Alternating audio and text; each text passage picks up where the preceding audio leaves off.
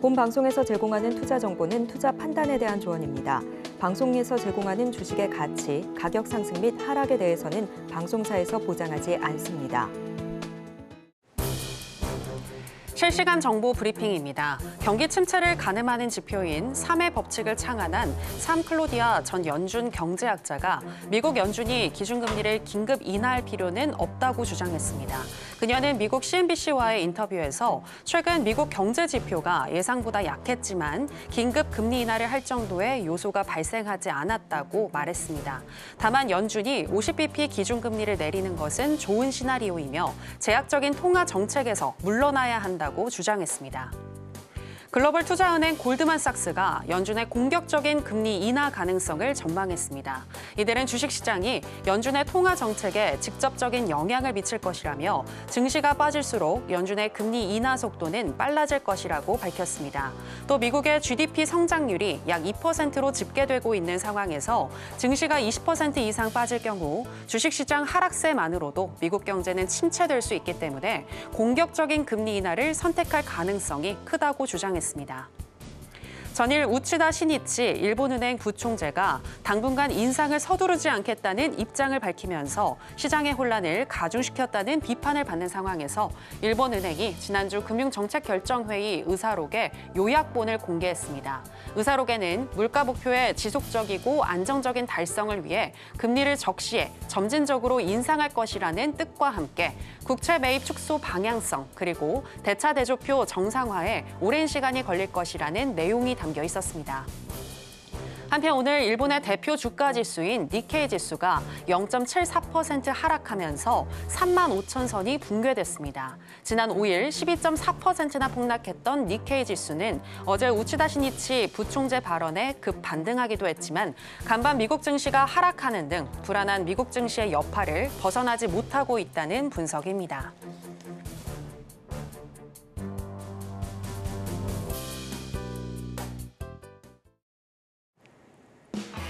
지금은 해선시대. 여러분 안녕하세요. 해외 선물 상황을 가장 빠르게 알려드리는 시간 해선시대 정유현입니다. 어제 미국 시장은 주요 3대 지수 상승으로 출발을 했지만 10년물 국채 입찰 수요가 부진하게 나오면서 장기채 금리가 큰 폭으로 상승을 했고 시장의 하방 압력을 또 받으면서 결국 주요 3대 지수 모두 파란불을 켜면서 마감을 했습니다. 이제 곧 새벽 2시에는 30년물 국채 입찰이 예정이 되어 있는데요. 수요가 어떻게 나올지 이 부분 확인을 해봐야 될 것 같고요. 그리고 1시간 전쯤 신규 실업수당 청구 건수가 발표가 됐습니다. 시장 예상치를 하회하면서 나스닥 선물은 장대 양봉을 만들기도 했는데요. 어떻게 대응을 해야 할지 저희 해선시대가 짚어드리겠습니다. 일단 오늘 뉴욕의 주요 3대 지수 모두 상승으로 출발했습니다. 그럼 본격적인 시작 전에 주요 경제지표 일정부터 만나보고 오시죠. 해선시대 주요 경제지표 일정입니다. 미국 재무부가 420억 달러 규모로 진행한 10년물 국채 입찰에서 수요 약세가 확인됐습니다. 앞선 6번의 입찰 평균치와 비교했을 때 응찰률은 2.53배에서 2.32배로 내려갔고 금리는 4.026%에서 3.96%로 하락했습니다. 미국 노동부가 매주 발표하는 미국의 신규 실업수당 청구 건수는 23만 3천 건으로 예측치와 이전치를 하회했고 연속 실업수당 청구 건수는 187만 5천 건으로 예측치와 이전치를 상회했습니다. 새벽 2시에는 미국채 30년물 입찰이 진행됩니다. 내일 오전 10시 30분에는 중국의 7월 소비자 물가지수와 생산자 물가지수가 발표됩니다. 네, 주요 경제지표 일정 만나보고 오셨고요. 오늘 목요일은 또 어떤 마스터와 함께하는지 먼저 화면으로 보시겠습니다.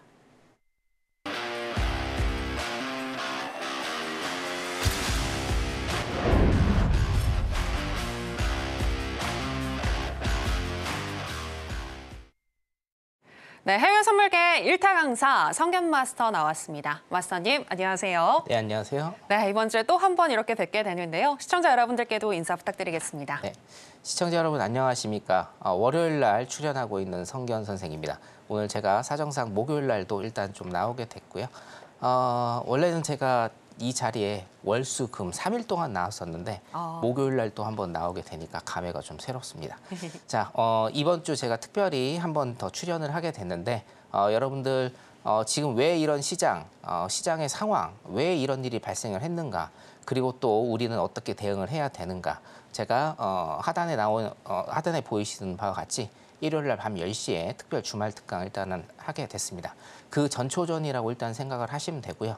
오늘 1시간 여러분들 굉장히 집중해서 잘 들어주시면 왜 이런 일이 발생을 했고 향후에 우리는 어떻게 대응을 해야 되는지까지 일단 아실 수 있을 것 같아요.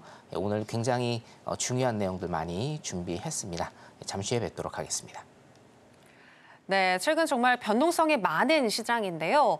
그런 만큼 현재 왜 이런 상황이 또 나왔고 어떻게 대응을 해야 할지 오늘 1타 강사이신 성견 마스터님께서 잘 짚어주신다고 하니까요. 저희 해선시대와 끝까지 함께해 주시면 좋을 것 같고요. 특히 아까 말씀해 주셨다시피 일요일 날 오후 10시에 스페셜 강의를 또 해주신다고 하는데 오늘 1시간 저희와 잘 해주시고 또 잘 이해를 해주신다면 일요일에 있을 스페셜 강의도 더 이해력이 올라갈 수 있는 그런 내용으로 꾸미셨다고 하시니까요. 오늘 해선시대와 끝까지 다시 한번 함께해 주시라는 거 말씀드리겠습니다. 자, 그럼 이제 해선시대 본격적으로 시작해 보겠습니다. 나스닥 선물의 현재 시세와 더불어서 전략 체크해 보겠습니다.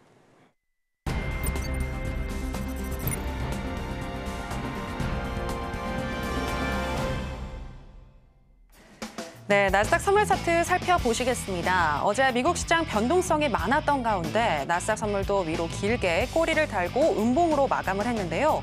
하지만 오늘 우리 시간 9시 30분에 발표된 신규 실업수당 청구 건수가 시장 예상치를 하회하면서 크게 장대 양봉을 만들어냈고 그 흐름 이어지고 있는 분위기입니다. 10시 18분경에는 18,252선까지 터치를 하기도 했고요. 그 이후에는 상승폭을 조금 축소하기는 했습니다만 다시금 현재 힘을 내주면서 현재 시점에서는 1.15% 정도 상승한 18,177선 지나가고 있습니다.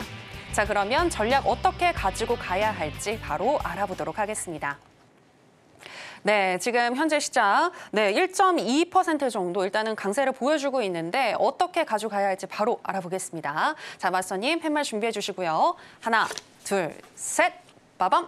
네, 관망 사인 주셨습니다. 네, 중기적으로는 일단 좀 관망 사인을 드리고 싶고요. 예.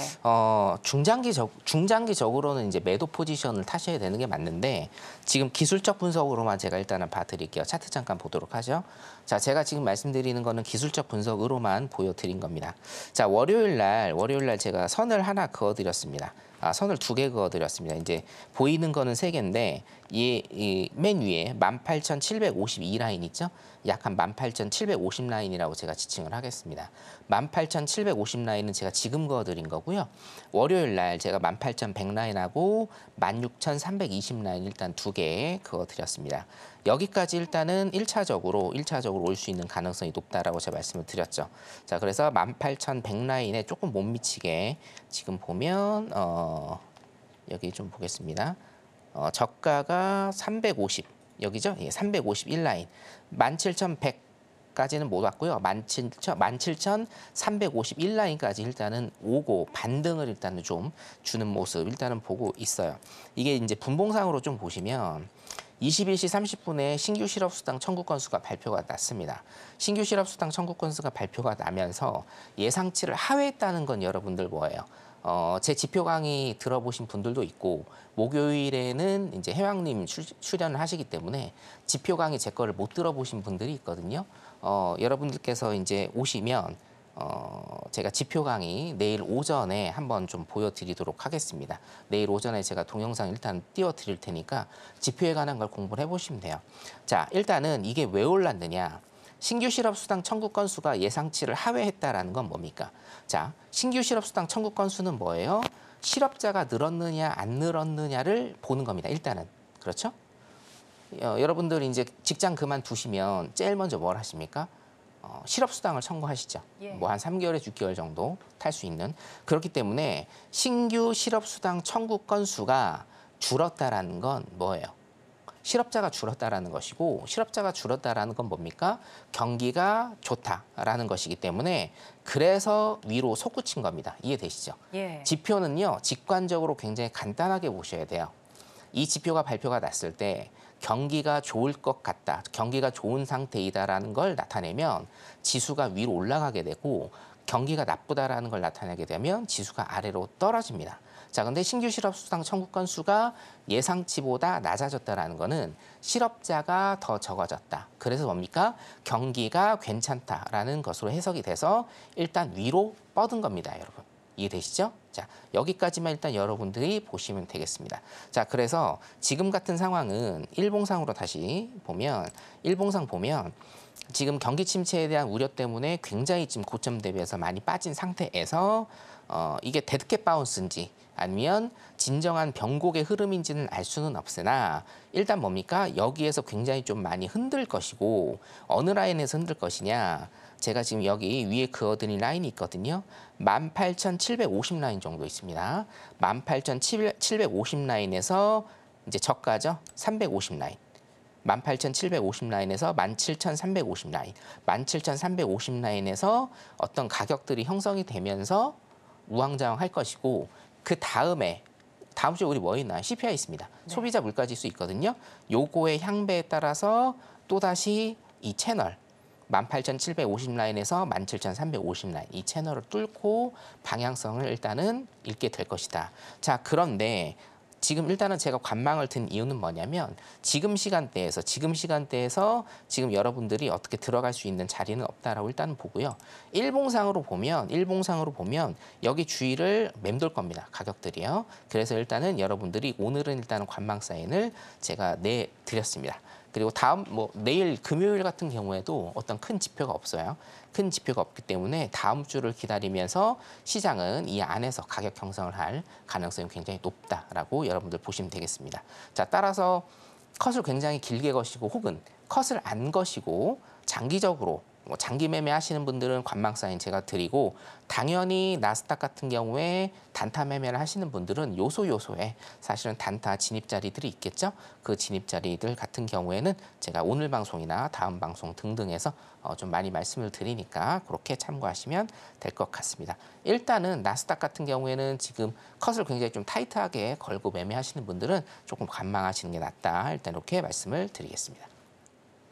네, 나스닥 선물 같은 경우에는 컷을 좀 짧게 가져가시는 분들의 경우에는 오늘 관망하시는 게 좋겠다라고 얘기를 해주셨습니다. 그리고 오늘 신규 실업수당 청구 건수가 또 시장 예상치를 하회하면서 아직까지 미국 경기가 건재하다라는 것이 확인이 됐기 때문에 오늘 이렇게 지수는 올라간 것이고 향후에는 19,750선 부근에서 계속해서 변동성 장세가 이어질 수 있을 것 같다라고 분석을 해주셨는데요. 이렇게 분석과 함께 또 그때그때 어떻게 대응을 해야 할지 잘 알려주시는 성견 마스터님이신데 마스터님과 더 가까운 곳에서 이야기하실 수 있는 공간 무료 방송에서 마련이 되어 있습니다. 지금 하단에 나가고 있는 내용 참고를 해주시길 바라겠고요. 자, 그리고 또 내일 중국의 CPI와 PPI가 발표가 될 텐데 그 전에 또 항생 지수와 관련해서도 짚어주신다고 합니다. 네, 지금 제가 보니까요. 지금 한 3거래일째 그래도 반등세가 좀 나와주는 것 같은데 네. 어떻게 대응하는 게 좋을지 한번 봐주시겠어요? 네. 바로 할까요? 네, 좋습니다. 차트 일단 잠깐 보도록 하겠습니다. 예. 차트상으로 일단 보면 항생은 제가 항상 말씀드리는데 일봉 차트입니다, 여러분. 항생 같은 경우에는 제가 이제 성적이 굉장히 좋죠. 항생 일단 주 종목이기 때문에 성적이 좋은데 항생은요, 여러분 일단은 당연히 모든 종목들이 대응의 영역인 건 맞아요. 대응의 영역인 건 맞는데 제가 항생은 항상 말씀드리다시피 매도 우위의 장이 몇 년 동안 지금 지속되고 있는 것도 맞습니다. 자, 그래서 반등하면서 반등시 매도 이런 패턴을 일단은 그리거든요. 물론 이제 여기 크게 오른 거는 그때 이제 중국이 이제 신규 투자를 굉장히 좀 많이 해서 돈을 많이 푼다라는 거였고 하지만 쭉 크게 볼게요. 쭉 크게 보면 여러분 어떻습니까? 네. 자, 고점과 고점이 낮아지고요. 저점과 저점이 낮아지는 전형적인 뭡니까? 매도 장세가 아직까지 이어지고 있다라는 겁니다. 그렇죠? 2023년부터 그렇죠? 그렇기 때문에 지금의 조금의 반등은 여러분들이 이 차트에서 보시다시피 대세 매도장에 조그만한 봉우리에 불과하다라고 여러분들이 보시면 돼요. 왜 이게 반등시 매도냐? 이거는 물론 이제 제 방송을 처음 들어보시는 분들이 오늘 아마 많을 건데 제가 강의를 통해서 강의를 통해서 여러분들한테 말씀을 드릴 거고요. 중국 같은 경우에는 제가 하나만 조금 짚어드리면 어떤 기업에 대한 규제가 굉장히 좀 심하기 때문에 이 기업에 대한 나라의 규제, 정부의 규제가 풀리지 않는 이상은 지속적으로 대세 매도장이 될 가능성이 농후하다. 제가 2년 전부터 말씀을 드렸거든요. 그래서 반등시 매도 일단은 보시는 게 낫고 당연히 단타하시는 분들은 당연히 매수도 가능합니다. 대응의 영역이기 때문에 일단 그렇게 보시면 될 것 같습니다. 제가 아까 지표 관련해서 영상 일단은 좀 띄워드린다라고 말씀을 드렸는데, 네네. 요 항생이나 이런 거 같은 경우에도 물론 이제 대세 매도 장이라고 해서 무조건 매도만 들어가야 되는 건 아니거든요. 예. 당연히 매수 자리가 나오면 매수 자리로 들어가서 수익을 내야 되고 오늘 같은 경우에도 지금 보면은 오전에 여기에 들어가서 수익을 충분히 냈습니다. 매수 자리 들어가 수익을 충분히 냈거든요.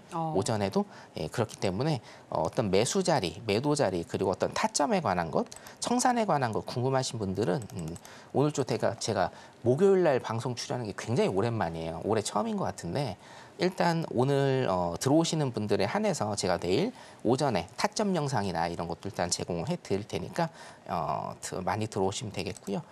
일봉상으로 봐도 뭡니까? 일단은 반등시 매도 전략으로 여러분들이 가시는 게 좋을 것 같습니다.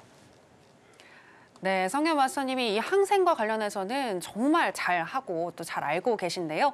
현재 시점에서 봤을 때 중국 정부의 기업 규제가 개선되지 않는 한 이렇게 대세 하락장은 이어질 것 같다라고 보셨고 때문에 반드시 매도 전략으로 가져가야 될 것 같다라고 분석을 해주셨습니다. 그러한 전략들 또 어떤 선에서 매도를 들어가고 다시 또 매수를 들어가야 하는지 궁금하신 분들은 성현 마스터님과 함께 해주시면 되겠고요. 특별히 또 오늘 성현 마스터님과 함께 해주시는 분들은 바로 내일 또 지표와 관련된 강의들도 제공해 주신다고 하셨으니까 꼭 함께 하셔서 자료까지 받아가시면 좋겠습니다. 자, 그럼 계속해서 크루드 오일의 현재 시세와 더불어서 또 전략도 체크해 보겠습니다. 네, 크루드 오일 선물 차트 살펴보시겠습니다. 어제 중동 리스크가 고조되고 미국의 원유 재고가 큰 폭으로 줄어든 것이 확인되면서 오일도 큰 폭으로 어제 올랐는데요. 하지만 오늘은 상승 탄력 두드러지지 않는 가운데 변동성이 많은 모습 보여주고 있습니다. 보면은 추세를 뚜렷하게 잡지 못하고 현재 분봉상 봤을 때 계속해서 음봉과 양봉이 번갈아 가면서 나오고 있는데요. 현재 시점에서는 강보합권인 0.17% 정도 상승한 75.36달러 선 지나가고 있습니다. 자, 어떻게 대응해야 할지 바로 전략으로 가보도록 하겠습니다. 네, 상승 탄력이 두드러지지 않는 오일인데요. 어떻게 마스터님은 생각하실지 또 알아보도록 하겠습니다. 자, 팻말 준비해 주시고요. 하나, 둘, 셋, 빠밤. 네, 매도 사인 주셨습니다. 네, 마스터님 왜 매도일까요? 오일 같은 경우에는 제가 일단 말씀드렸다시피 목요일 방송이니까 리바이벌을 좀 해드릴게요. 네네. 오일은요, 모든 상품, 모든 지수가 똑같아요. 수요와 공급 이론에 따라서 당연히 가격이 정해지는데 이 오일 같은 경우에는 유독 수요와 공급 이론에 굉장히 지대한 영향을 많이 미칩니다. 자, 수요라는 건 뭘까요? 수요는 예를 들어서 미국의 경기가 좋아진다. 그리고 중국의 어떤 경제 위기가 안 온다, 중국의 경기가 좋아진다라고 하면 오일에 대한 수요가 많기 때문에 가격이 오를 것이고, 자, 미국의 경기 침체가 온다 혹은 중국의 경기 침체가 온다라고 하면 어떻게 되겠어요? 수요 감소로 이어져서 가격이 하락할 겁니다. 자, 공급에 관한 걸 일단은 보죠. 오펙 플러스가 제일 중요하기는 한데 오펙에서 예를 들어서 감산을 한다, 줄인다, 생산량을 줄인다라고 하면 어떻게 됩니까? 공급이 낮아지니까 가격이 오르고, 감산을 하지 않고 증산을 한다. 그러니까 공급을 늘린다라고 하면 수요 공급에 의해서 가격이 낮아지겠죠. 이거를 여러분들이 기본적 분석인 큰 이슈로 머리에 갖고 계셔야 되거든요. 자, 그러면 일단 물론 이제 중동 전쟁이라는 이슈가 일단은 좀 있기는 합니다만 지금 당장 일단 본다라고 하면 제일 오일의 수요와 공급 이론에서 굉장히 지대한 영향을 미치는 게 뭘까요? 바로 미국의 경기 침체 이슈입니다. 미국의 경기 침체 이슈가 있기 때문에 수요 감소가 될 것이다라는 예상. 수요 감소가 되면 어떻게 됩니까? 오일의 가격은 어떻게 돼요? 수요가 감소하니까 오일의 가격은 낮아지게 되겠죠. 그렇기 때문에 오일 가격은 일단은 지금 반등을 주는 건 맞아요. 많이 내렸기 때문에 반등을 주는 건 맞습니다. 항상 내려가는 거 없고요. 항상 올라가는 거 없어요. 현물하시는 분들 잘 아시잖아요. 그렇죠? 그렇기 때문에 오일 같은 경우에는 수요와 공급 이론에 굉장히 지대한 영향을 받는 그런 상품이다. 근데 지금은 어떻게 돼요? 미국의 경기 침체 이슈가 불거지기 때문에 가격이 떨어질 중장기적으로 가격이 떨어질 가능성이 굉장히 많다라고 여러분들이 그렇게 일단은 머릿속에 두고 매매 전략을 쌓아두시는 게 맞다라고 봅니다.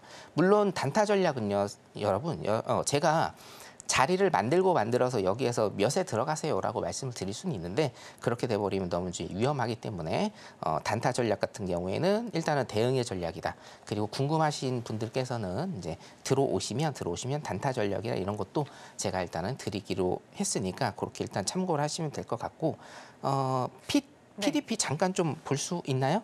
혹시 PDP 잠깐 볼 수 있으면 잠깐 좀 보도록 하겠습니다. 저 강의 내용 일단은 나와서 제가 긴급하게 말씀을 조금 드린 건데 자 여기 보시면 여러분 제가 서울경제TV에 이 자리에 선지 조금 있으면 3년 차거든요. 제가 21년 8월 말일에 이 자리에 딱 섰는데 그 자리에 서면서부터 굉장히 많은 강의들을 여러분들한테 말씀을 드렸어요. 저는 대한민국에서 거의 유일하게 그 당시부터 차트 강의를 안 하는 전문가 중에 하나였습니다. 기본적 분석, 시장의 매크로 분석이 굉장히 중요하다고 믿고 있기 때문에 이런 강의들을 제가 여러분들께 무료로 일단은 공급을 굉장히 다 해드렸거든요. 예를 들면 이런 겁니다. 2022년부터 가속되어 뭡니까? 미국의 디폴트, 그죠? 셧다운. 그리고 여러분들 굉장히 어려워하시지만 정말 주식하시는 분들, 특히나 주식하시는 분들, 현물하시는 분들, 해외 선물, 국내 선물하시는 분들 무조건 알아야 되는 채권입니다. 근데 여러분들 채권 굉장히 어려우시죠? 근데 이 강의, 제 강의 2시간만 들으시면요. 채권은 아무것도 아닙니다. 그다음에 제가 2, 3년 전부터 계속했던 강의입니다. 잭슨홀 미팅 같은 거. 잭슨홀 미팅 같은 경우에는 제가 6번 강의를 했습니다. 리바이벌 강의를요. 굉장히 좋은 강의라고 해서 금리 상단 예측 제가 22년 말에 전부 다 해드렸고 미국은행의 스트레스 테스트. 혹시 스트레스 테스트가 뭔지 처음 들어보시죠? 네. 모르시는 분들 되게 많거든요. 스트레스 테스트가 뭐냐면 자 미국 은행이 2022년 말부터 굉장히 문제점에 많이 노출했죠. 미국의 부채 때문에 노출이 많이 됐는데 자 그러면 이게 원래는 2010년 리만 브러더스 사태를 거치면서 미국에서 만든 어떤 테스트거든요. 뭐냐. 굉장히 극한 상황을 가정을 해서 그러면 어떤 경제 위기나 금융 위기가 왔을 때 미국 은행이 이때 버틸 수 있느냐 없느냐를 테스트하는 거예요. 그래서 스트레스 테스트라고 하거든요. 그거에 대한 강의 그리고 해외 선물 어떻게 공부해야 되는지 이런 것들을 제가 이거는 굉장히 극소수만 제가 일단 보여드린 거고요. 이런 강의들 굉장히 제가 2, 3년 동안 3년 전부터 이 서울경제TV에 서면서 여러분들한테 무상으로 일단은 공부를 다 해드렸습니다. 당연히 이번에도 제가 말씀드렸던 이 모든 것들이 지금 나타나고 있고 오시는 분들 일요일 날 제가 이제 특별 강연에 준하는 주말 특강을 하게 되는데 오시는 분들한테는 이 소스 모두 일단은 제공을 해드릴 테니까 오셔서 많이 배우시고 많이 알아가시기 바라겠습니다. 일단 설명은 여기까지 하고요. 5일 잠깐만 다시 좀 보도록 하겠습니다. 네, 오늘 같은 경우는 매도 사인을 주셨는데 몇 선에서 매도를 하는 게 좋을지도 한번 좀 짚어주시겠어요? 아, 네네. 굉장히 어려운 질문인데 사실은. 네네. 또 이제 단타하시는 분들은 네네. 지금 귀를 쫑긋 세우시고 아마 예, 예. 준비를 하고 계실 것 같습니다. 네, 자, 받아 적을 그러면- 준비하시고요. 자, 그러면 요거 일단은 보여드릴게요. 네. 자, 여기에서 지금 박스 치고 있어요. 여기에서 박스 치고 있습니다. 75.50, 75.05거든요. 여기에서 지금 박스를 치고 있죠. 박스 치고 있는 상황에서 이거를 일단 넘어야 되겠죠. 그죠? 그래서 매수 쪽을 바라보시는 분들은 자, 저는 고점 매도 저점 매수는 안 하는 사람입니다. 저는 MIT 돌파 매매를 하는 사람이기 때문에 자, 이 박스입니다. 75.08, 75.08 정도 그리고 75.50입니다. 이 박스 라인을 넘어설 때 매수를 들어가시고 이 박스 라인을 깰 때 매도를 들어가세요. 그러시면 일단은 여러분들이 돌파 매매로 어떤 변곡점 그리고 수렴의 끝자락 발산의 시작점을 일단 여러분들께서 아실 수가 있을 겁니다. 자, 75.50 위로 돌파할 때 매수 들어가시고요. 75.08 밑으로 내려갈 때 매도 들어가시는 전략 일단은 이렇게 제가 봐드리도록 하겠습니다. 예, 알겠습니다. 크루드 오일 같은 경우에는 75.50에서 그리고 05에서 75.05에서 75.08 이 박스권 라인을 만약 돌파하게 된다면 매수하시는 게 좋겠고 깨게 된다면 매도하시는 게 좋겠다라고. 75.50 네. 위에서. 50 맞나요? 네, 75.50 위에서 네네. 네, 돌파하게 된다면 매수이고 매수, 그렇죠. 깨게 된다면 매도다. 75.08을 깨게 되면 매도다. 네네. 알겠습니다. 제 매매 스타일이 네. 보편적인 매매 스타일이 아니기 때문에 예. 아마 이게 맞나라고 이제 그렇게 좀 혼란이 있을 수도 있어요. 아. 제가 충분히 이해해요. 네. 그럼 이와 관련해서도 또 강의에 들어오시게 되면 그럼요. 또 무료 공개 방송 들어오시게 되면 더 알려주신다고 하셨으니까요. 지금 하단에 나가고 있는 내용 잘 참고를 해주시면 될 것 같고요. 오일 같은 경우에는 특히나 이 수요와 공급에 굉장히 영향을 많이 받는데 왜 오일이 하락하고 상승하는지를 알려면 아까 말씀하셨다시피 이런 기본적인 분석, 현재 이슈들을 잘 체크를 하셔야 합니다. 어떤 요인들에 의해서 상승하고 하락하는지 더 알고 싶으신 분들 역시나 성견 마스터님과 함께 하시게 되면 똑똑해질 수 있고 수익에 더 가까워질 수 있다는 거 알아볼 수 있었습니다. 하단에 나가고 있는 내용 다시 한번 강조해 드리겠고요. 자, 그럼 계속해서 금 선물, 현재 시세와 더불어서 전략 체크해 보겠습니다. 네, 금 선물 차트 살펴보시겠습니다. 강달러와 국제 수익률 상승에 밀려서 뒷걸음질 쳤다가 다시금 반등하는 모습인데요. 오늘 개장 이후에는 우상향하는 흐름을 보여줬고요. 11시 11분경에는 또 한번 장대 양봉이 나와주면서 2460선까지 터치를 하기도 했습니다. 그리고 현재 시점에서는 1.04% 정도 상승한 2457선 지나가고 있습니다. 네, 그러면은 전략 어떻게 가져가야 할지 또 알아보도록 하겠습니다. 네, 1% 넘게 상승하는 금인데요. 전략 바로 알아보겠습니다. 자, 마스터님 팻말 준비해 주시고요. 하나, 둘, 셋, 빠밤. 네, 관망 사인 주셨습니다. 네, 오늘 반등 중인데 왜 관망일까요? 오늘은 지금 짧게 보겠습니다. 왜냐하면 지금 시간에서는 관망이 맞아요. 9시 반 이후에 신규 실업수당 청구 건수 발표 나고 나서 디커플링으로 나스닥하고 디커플링으로 지금 가고 있으면서 지금 이제 가격이 뭐 매수냐 매도냐를 일단 따질 수 없는 지금 시간대로 왔어요. 그래서 그런 거고 지금 요거 제가 팁만 하나 드릴게요. 제가 빨리 이제 넘어가야 되기 때문에 팁만 하나 드리면 지금 장대 양봉 나왔습니다, 여러분. 장대 양봉 나왔는데 21선을 지지하는 장대 양봉 플러스 뭡니까? 21선과 5일선을 한 번에 뚫는 장대 일봉이 나왔어요. 그죠? 장대 양봉이 나오면서 일봉이 나왔습니다. 지금 일봉 차트고요. 자, 이건 오늘 거래하지 마시고 내일 보세요. 내일 이게 21선과 5일선을 뚫는 장대 양봉이 나오면 내일 일봉상 양봉이 나올 가능성이 굉장히 큽니다.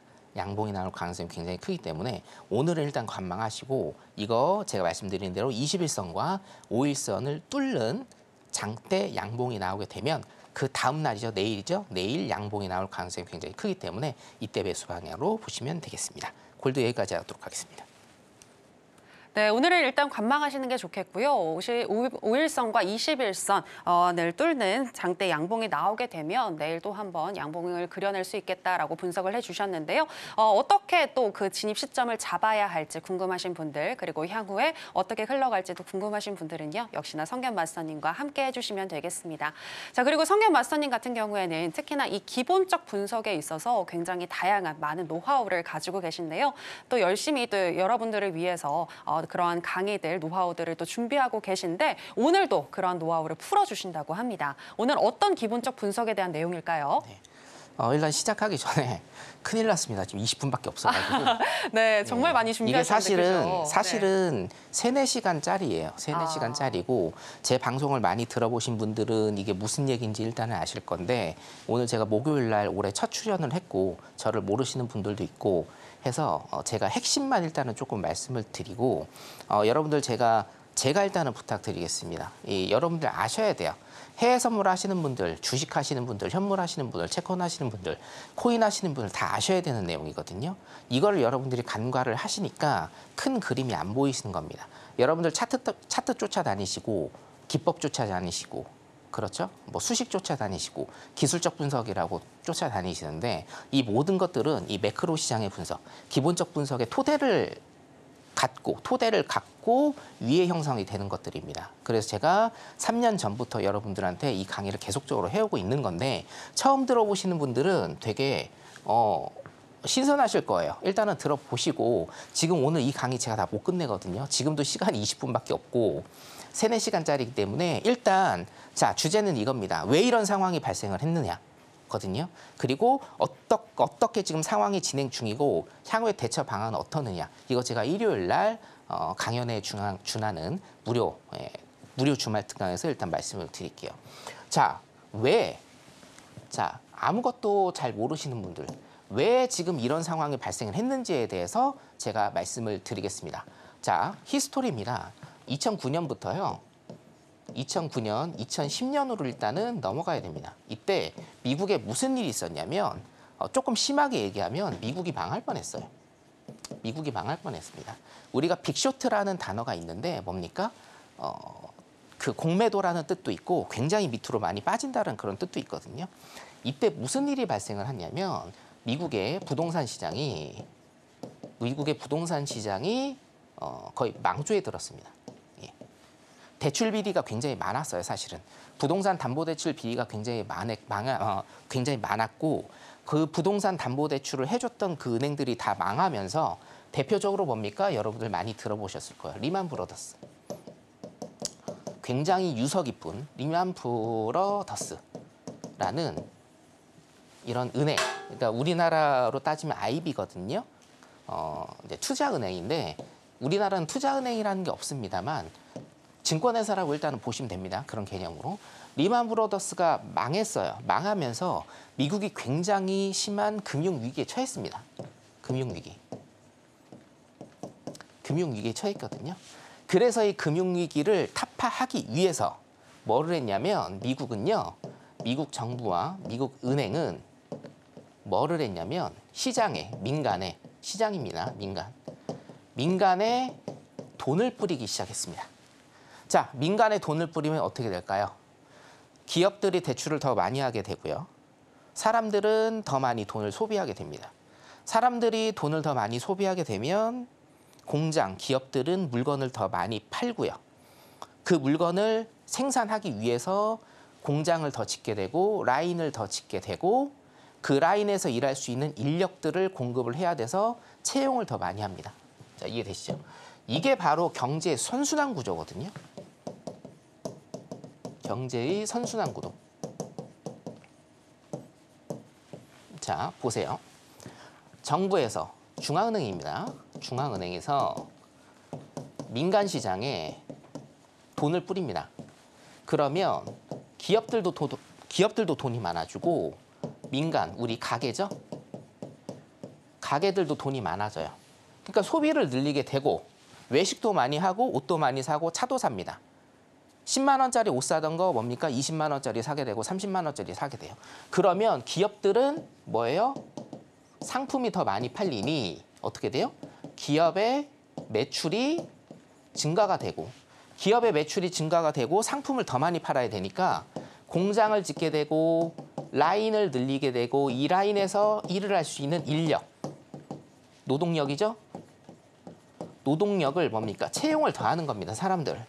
자, 그러면 어떻게 돼요? 기업들 매출이 올라가고 인력을 더 많이 늘리고 원래 있었던 인력들이 야근을 하게 되고 야근 수당도 챙기게 되고 주말에도 일을 합니다. 특근을 하죠. 그럼 수당이 더 높아지는 겁니다. 그럼 나는 어떻게 돼요? 민간은 내가 월급을 더 많이 받으니까 어떻게 됩니까? 소비를 더 늘려요. 소비를 더 늘리니까 기업은 어떻게 돼요? 더 많은 상품을 만들고 공장을 만들고 라인을 만들고 더 많은 인력을 채용하고 더 많은 월급을 주게 됩니다. 이게 뭐예요? 경제의 선순환 구조입니다. 이거를 만들기 위해서 미국은 무슨 일을 했느냐? 자, 정부는요, 여러분. 자, 민간에다가 가게, 기업에다가 돈을 뿌려야 됩니다. 정부가 돈이 있는 줄 아세요? 정부 얘네 돈 없습니다. 돈 없어요. 근데 돈은 뿌려줘야 되죠. 그래서 뭘 만드냐면 여기에서 국채라는 개념이 나오는 겁니다. 나라 국자를 쓰거든요. 국가에서 찍어낸 채권입니다. 국가에서 찍어낸 채권을 만들어서 민간에 돈을 뿌려주는 거예요. 그래서 경기의 선순환 구조를 만들어주는 겁니다. 자, 그러면 경기의 선순환 구조가 돼요. 근데 문제가 뭐예요? 국채를 굉장히 많이 찍어낸다라는 게 문제예요. 국채는 여러분 빚입니다. 빚이라고 생각하시면 돼요. 그래서 뭡니까? 미국 정부는 빚으로 현재 뭐예요? 선순환 구조를 만들었다. 이렇게 여러분들이 생각을 하시면 됩니다. 자, 제가 차트를 좀 하나 보여드릴게요. 자, 제가 차트를 좀 하나 보여드리면, 자, 그래서 주, 월, 오케이. 자, 요 차트를 제가 좀 보여드리겠습니다. 네. 자, 여기 보시면요, 여러분. 2010년도, 2009년도 나스닥은 여기에 있었습니다. 2,000포인트예요. 2,000포인트 정도. 나스닥 2,000포인트에 있었는데 미국에서 이제 경제학 용어로 얘기를 하면 유동성 공급을 엄청나게 한 거예요. 유동성이 뭡니까? 시장에 돈을 뿌려대는 겁니다. 시장에 엄청나게 돈을 뿌려대서 지금 거의 2만 1,000까지 갔죠. 어라운드 2만 1,000까지 갔습니다. 지수가. 몇 배가 올랐습니까? 10배 이상 올랐어요. 10배 이상. 2010년 기준으로 14년 만에. 14년 만에 10배가 올랐어요, 여러분. 지수가 10배가 올랐다니까요. 그러면 지금 코스피 지금 한 2,500 정도 되나요? 자, 2,500이었던 코스피가 여러분 14년 있다가 25,000이 되는 겁니다. 우리 지금 3,000 넘느냐 못 넘느냐로 되게 말이 많잖아요. 근데 25,000이에요, 여러분. 이게 지금 어느 정도 오른지 감이 잡히시죠? 아, 뭐 그냥 기껏해야 10배 올랐네. 여러분들 개별 종목이 아니에요. S&P입니다. 지수예요. 지수가 14년 동안 10배 올랐다니까요. 여러분들 1970년대부터 지금까지 50 몇 년 흘렀죠. 우리나라 지수 몇 배 올랐습니까? 100에서부터 시작했잖아요. 지금 2,500이죠. 50 몇 년 동안 25배 올랐거든요. 50 몇 년 동안 25배 올랐습니다. 근데 얘네는 14년 만에 10배 이상이 올랐어요, 지금. 이게 뭐예요? 유동성을 계속 뭐예요? 미국 정부에서 시장에 유동성을 계속 공급한 거예요. 돈을 막 뿌려댄 겁니다, 미국이. 그래서 결론적으로 이게 뭡니까? 결론적으로는. 이거는요. 자, 미국의 지금 경제는요. 허상입니다, 허상. 왜요? 빚으로 만들었어요, 얘네는. 빚으로. 제가 2년 전부터 이 자리에서 2년 반 전부터 여러분들한테 뭘 설명드렸냐면 미국의 국가부채에 대해서 설명을 드렸습니다. 미국의 국가부채에 대해서. 그래서 제가 아까 보여드린 이거에도요. 미국의 국가부채에 대한 얘기가 굉장히 좀 많이 나옵니다.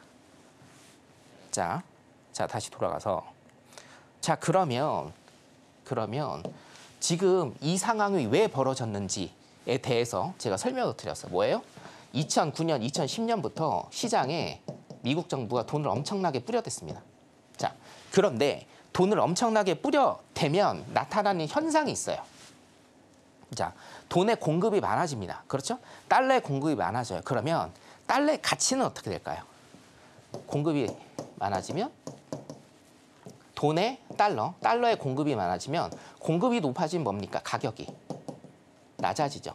달러의 가격이 낮아져요. 달러의 가격이 낮아진다는 건 달러의 가치가 낮아진다는 거예요.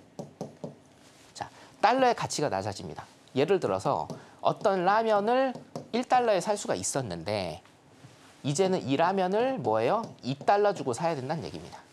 돈의 가치가 낮아진 거예요. 자, 그러면 여기에서 여기로 가지 말고 여기에서 여기로 가볼까요? 예전에는 1달러만 가지면 라면 하나를 살 수 있었는데 미국에서 지금은 2달러를 가져야 라면 하나를 살 수가 있어요. 이게 뭡니까? 이게 물가 상승입니다. 물가 상승.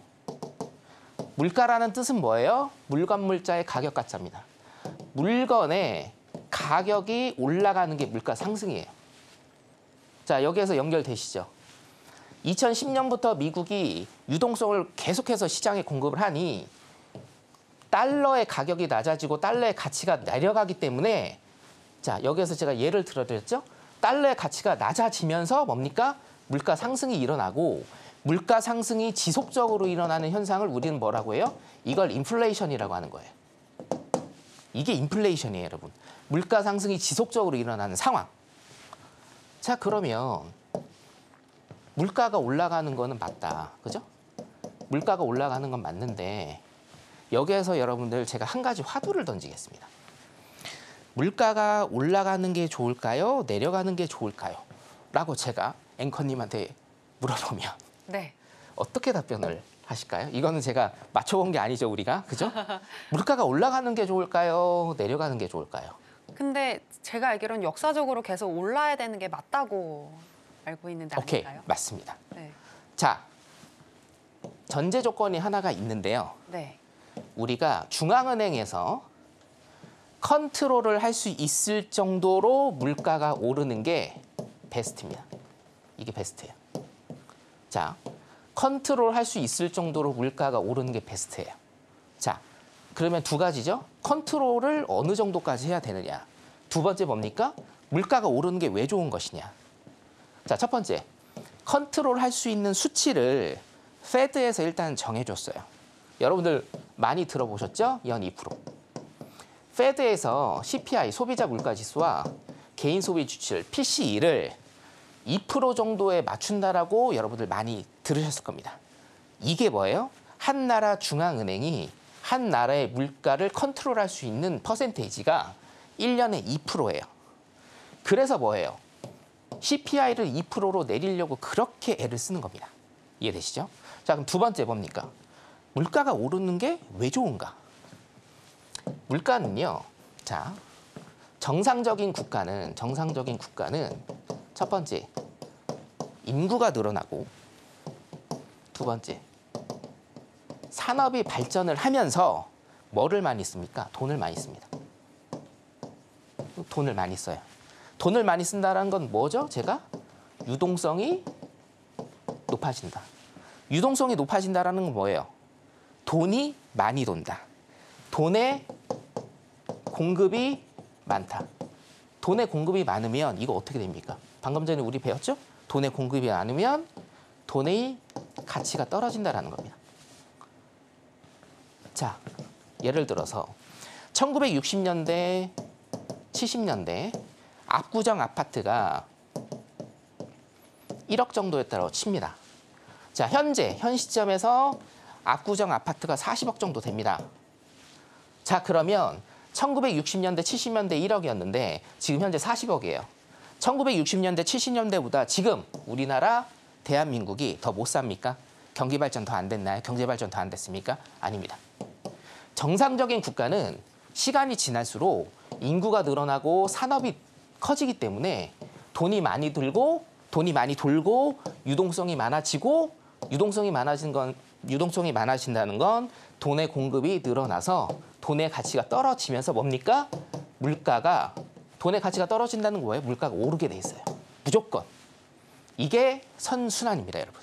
그래서 세 번째, 물가가 오르는 것이 나쁜 것인가? 아니요.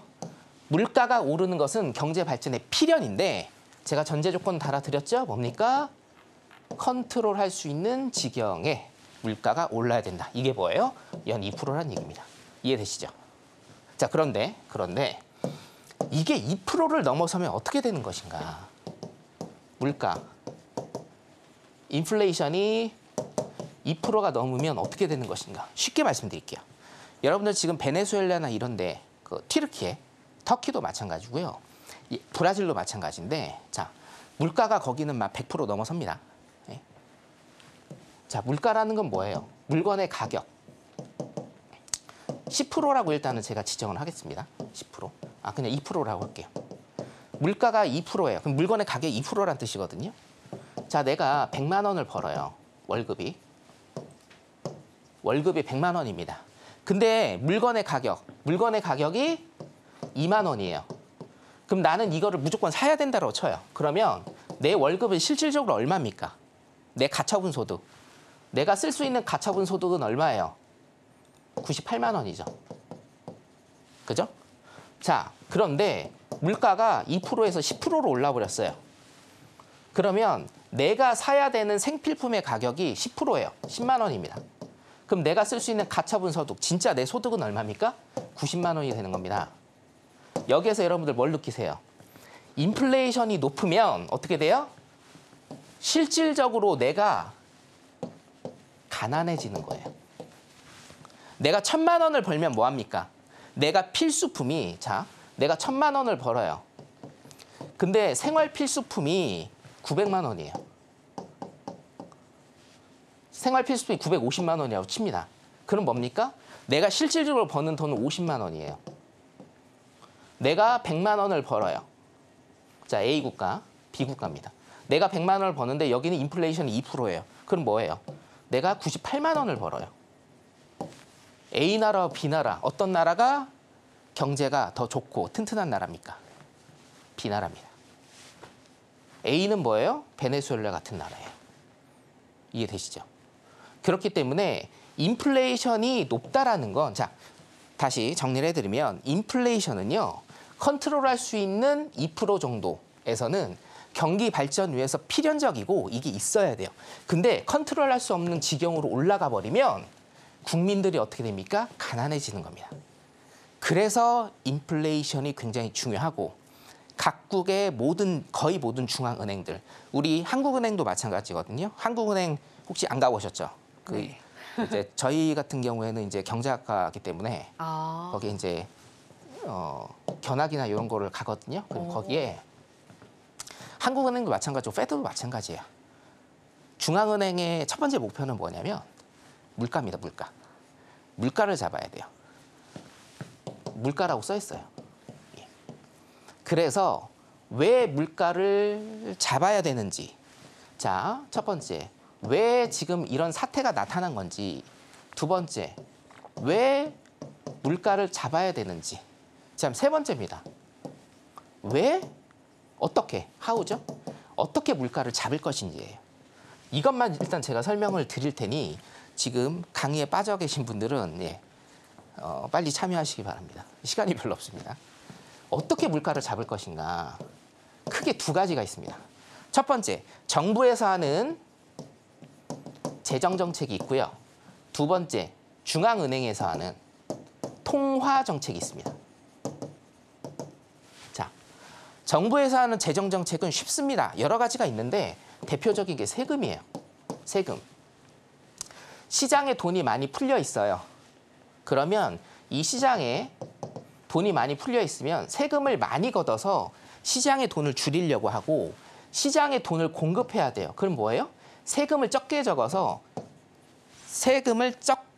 걷어서 시장에 돈이 많이 풀려 있는 것처럼 만드는 게 정부에서 할 수 있는 재정 정책이고, 두 번째, 중앙은행의 통화 정책이 보통 우리가 이제 이론적으로 배울 때는 6가지 정도 얘기를 하는데 그냥 여러분들은 한 가지만 제가 말씀드리겠습니다. 이게 뭡니까? 금리를 조절하는 겁니다.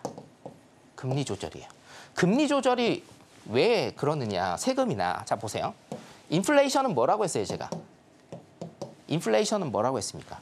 시장에 돈이 많이 풀려서 인플레이션이 발생을 하는 거니까 시장에 돈이 많이 풀려 있으니까 시장에서 뭐예요? 돈을 가져와야 되죠. 가져와야 합니다. 그죠? 근데 공산국가가 아닙니다. 사회주의 국가가 아니거든요. 시장에서 돈을 어떻게 갖고 옵니까? 뺏어요? 못 뺏습니다. 자, 그래서 어떤 방법을 쓰냐? 시장의 주체들, 가게와 기업이 있죠? 가게와 기업이 뭐예요? 돈을 못 쓰게 하는 거예요. 그럼 어떻게 돈을 못 쓰게 할까? 자, 은행에서 대출이자가 1%였어요. 그럼 뭡니까? 가게나 기업 대출 막 받아가지고 사업하고 생활비 쓰고 그러죠. 근데 이거를 5%로 올려버렸어요. 그럼 뭡니까? 가게하고 기업에서 대출을 안 받죠. 혹은 대출을 원래 받았던 거를 뭡니까? 갚아버린단 말입니다. 그럼 어떻게 돼요? 돈이 줄어듭니다. 이해되시죠? 이거를 쓰는 게 중앙은행의 통화정책, 금리 조절을 통한 통화정책이고, 그래서 미국이 인플레이션이 굉장히 심해졌기 때문에 두 번째, 통화정책을 써서 금리를 인상하는 겁니다. 금리를 인상해서 시장에 돈을 쪼그라드는 이 정책을 지금 2년 반 동안 쓴 거고, 2년 반 동안 쓰면서 어떻게 돼요? 인플레이션이 낮아진 거는 맞아요. 그런데 인플레이션이 낮아지면서 뭡니까? 그 부작용이 생기죠.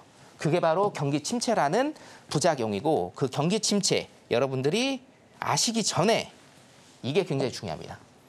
경기 침체를 동반할 때 경기 침체가 올 때 뭐가 먼저 움직이느냐? 바로 실업률이 먼저 움직인다. 자, 실업률 굉장히 중요하고요. 제가 2년 전부터 계속 설명드린 겁니다. 이 실업률 일요일 날 말씀드리겠습니다. 지금 시간 많이 오버돼가지고요. 여기까지 일단 하도록 하겠습니다. 네, 현재 시장을 어떻게 이해하고 계신지 경기 사이클을 통해서 분석을 해주셨습니다. 이렇게 시장을 이해하는 또 로직 체계를 가지고 계신다는 것 자체가 바로 우리 마스터님의 노하우가 아닐까 싶은데요. 이런 노하우 나도 알고 싶다 하시는 분들은 일요일 오후 10시입니다. 있을 무료 공개 방송 들어오시면 되겠고요. 함께 하시면서 스스로 또 수익을 낚는 법 알아보시면 좋겠습니다. 자, 그럼 아쉽지만 마스터님과는 여기서 인사 나누도록 할게요. 마스터님, 오늘 고맙습니다. 네, 감사합니다. 네, 저희가 오늘 무슨 이야기를 나눴는지 오늘의 핵심으로 정리해 보겠습니다. 해선시대 오늘의 핵심입니다. 먼저 나스닥 같은 경우에는 신규 실업수당 청구 건수가 예상치를 상회했다는 건 실업자가 줄었다는 것으로 경기 안도감에 나스닥이 상승 압력을 받고 있다고 보셨고요. 당분간 18,350에서 750포인트 내에서 가격을 형성할 거라고 분석해 주셨습니다. 그리고 오일 같은 경우에는 미국 경기 침체 이슈로 인해서 오일 가격의 하방 압력이 높아지고 있다고 보셨고요. 오늘은 75.08달러 이탈 시 매도, 그리고 75.50달러 돌파 시에 매수 사인 주셨습니다. 그리고 항생은 저점을 낮추면서 대세 하락장으로 가는 중이다라고 하시면서 중국 정부의 기업 규제가 개선되지 않는 한 크게 반등하기는 어렵다고 보셨습니다. 네, 오늘의 핵심 살펴보고 오셨고요. 저희가 방송에서 전해드리는 내용은 투자 판단에 대한 조언일 뿐 해당 상품의 가치나 수익률을 보장하진 않습니다. 그리고 해선시대와 서울경제TV는 자본시장 통합법을 준수하고 있습니다. 1:1 투자 상담, 유사 수신행위 등 모든 불법 사항을 엄중히 금지하고 있으니 이 부분 유의해 주시기 바랍니다. 저희가 준비한 내용은 여기까지입니다. 함께해 주신 여러분 고맙습니다.